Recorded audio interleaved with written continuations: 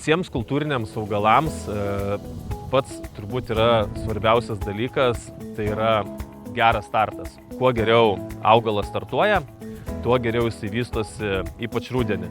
Labiausiai tam reiklių kultūrų tai būtų žieminiai rapsai, nes juos ir dėl tos priežasties reikia sėti anksčiau, kad jie pakankamai masę susiaugintų rudenį ir nueitų tinkamoj fazėje žiemoti.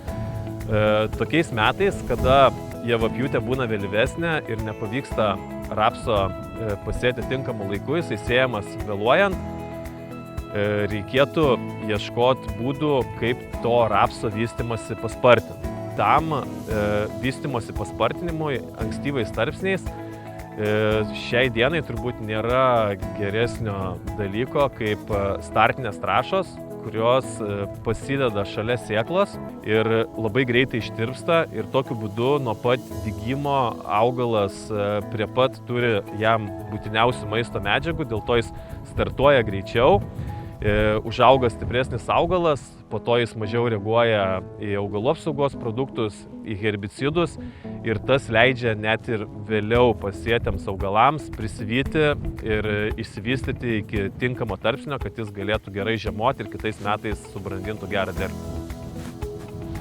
Kartais iškyla klausimas, ar su startiniam trąšom galėtumėm pakeisti kompleksinės trąšas ar standartinės fosforo ir kalio trąšas.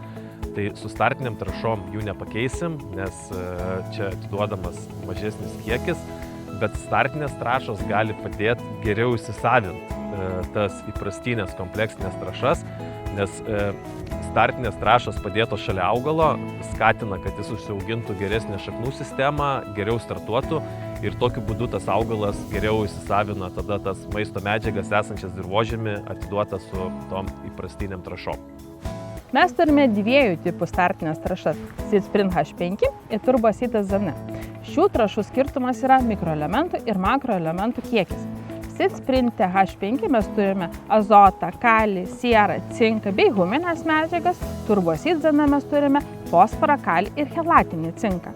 Kuo skiriasi šios trąšos ir kada jas reikėtų naudoti? SeedSprint H5 rekomenduojame naudoti, kai yra sausa, kai yra sausra, kadangi huminės medžiagos sulaiko dirvožemio drėgmę šalia šaknų arba sėklos. Taip greičiau sėklos sudygsta ir subrinksta.